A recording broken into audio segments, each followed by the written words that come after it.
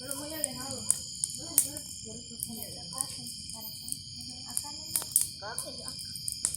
No, acá no quema tanto.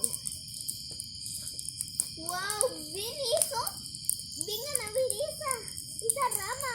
Ay, no, Ya la vi. ¿La viste? Sí. Es que estaba echando como humo raro. De aquí agarramos un palo, lo sacamos y tenemos una antorcha.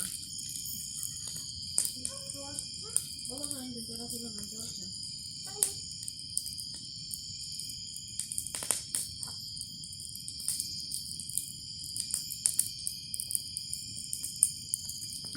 Anda a traer el machete, les voy a hacer una antorcha de verdad.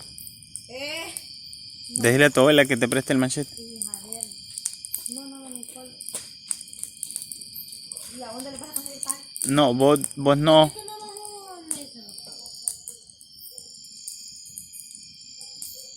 ¿Es una antorcha?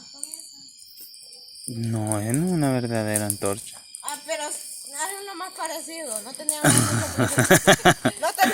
No teníamos mucho presupuesto, así que aquí nos la ingeniamos. Vaya, una antorcha falsa versus la antorcha que vamos a hacer ahorita, de verdad, anda a traerlo. Ah, sí, como. Sí. Esta antorcha 100 veces mejor. Está sacada el manual de las antorchas de Minecraft. Que solo es un palo de carbón. Un palo y Dale, ya prendió. un ítem de carbón. Vamos, aquí tenemos nuestra Antorcha, chicos y chicas. antorcha. Antorcha súper buena. No la tires. Otro error. Uy, no me queme. Bueno, ya les dije, es parecido a una antorcha. Es que no tenemos mucho presupuesto. Pues sí, el presupuesto es lo que importa. ¿Cómo anda a traer el machete para que hagamos una antorcha? Espérate, no.